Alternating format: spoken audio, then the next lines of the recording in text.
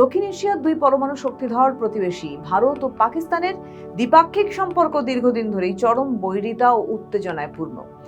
বিশেষ করে 2025 সালের মে মাসে জম্মু কাশ্মীরের পেহেলগাঁওয়ে এক নৃশংস সন্ত্রাসী হামলায় 26 জন নিরীহ পর্যটকের মৃত্যু এবং এর পরবর্তী 4 দিনের বিধ্বংসী ড্রোন যুদ্ধ দুদেশের পরিস্থিতিকে এক অত্যন্ত বিপজ্জনক ও যুদ্ধমুখী অবস্থানে দাঁড় করায়। সেই সময় বড় ধরনের সংঘাত এড়াতে যুদ্ধবিরতি কার্যকর হলেও অফিসিয়ালি দুদেশের কূটনৈতিক সম্পর্ক, বাণিজ্যিক এবং সাধারণ জনগণের পারস্পরিক যোগাযোগ আজ সম্পূর্ণ বরফ শীতল অবস্থায় রয়েছে। তবে প্রকাশ্য সম্পর্কের এই অচলাবস্থার মাঝেই পর্দার আড়ালে এক ভিন্ন চিত্র দেখা যাচ্ছে।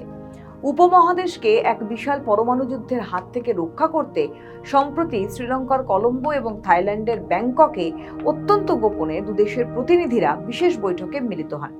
যখন ভারত সরকারের প্রকাশ্য ও অনর নীতি হলো সন্ত্রাসবাদ ও দ্বিপাক্ষিক আলোচনা একসঙ্গে চলতে পারে না, তখন এই অনানুষ্ঠানিক বৈঠকগুলো পরিচালনা করা হচ্ছে মূলত ট্র্যাক টু ডিপ্লোমেসি বা দ্বিতীয় স্তরের ব্যাক চ্যানেল কূটনীতির মাধ্যমে।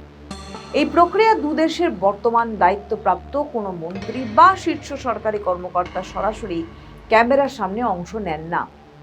এর পরিবর্তে দুদেশের অবসরপ্রাপ্ত সামরিক কর্মকর্তা, প্রাক্তন কূটনীতিক, প্রবীণ সাংবাদিক এবং প্রখ্যাত একাডেমিক স্কলাররা আলোচনার টেবিলে বসেন।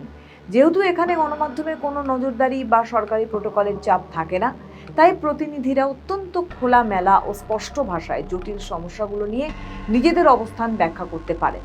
এই প্রতিনিধিরা সরাসরি সরকারে না থাকলেও নীতি নির্ধারণী পর্যায়ে তাদের গভীর প্রভাব রয়েছে। আন্তর্জাতিক সংবাদ মাধ্যমের সূত্র অনুযায়ী কাতার সহ মধ্যপ্রাচ্যের বিভিন্ন গোপন স্থানে আলোচনার পর এবার ব্যাংকক ও কলম্বোয় এই ধারাবাহিক বৈঠক অনুষ্ঠিত হলো। এবারে গোপন আলোচনার মূল উদ্দেশ্য ছিল সংকটকালীন দ্বিপাক্ষিক যোগাযোগ ব্যবস্থা শক্তিশালী করা। ভবিষ্যতে পেহেলগাঁওয়ের মতো কোনো অনাকাঙ্ক্ষিত ঘটনা ঘটলে কিভাবে দ্রুত উত্তেজনা প্রশমন করা যায়। উভয় দেশের সরকারই প্রথাগতভাবে এই বৈঠকে অস্তিত্ব নিয়ে সম্পূর্ণ নীরব রয়েছে। তবে কূটনৈতিক ক্ষেত্রে এই নীরবতাই প্রমাণ করে যে নেপথ্যে বাস্তবমুখী এক শান্তিকামী কূটনীতি সচল রয়েছে।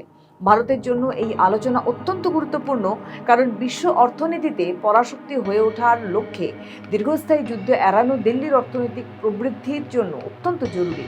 অন্যদিকে দক্ষিণ এশিয়ার এই শান্তি ও স্থিতিশীলতা বাংলাদেশের মতো প্রতিবেশী রাষ্ট্রগুলোর অর্থনৈতিক ও ভূ রাজনৈতিক স্বার্থের জন্য অত্যন্ত অনুকূল।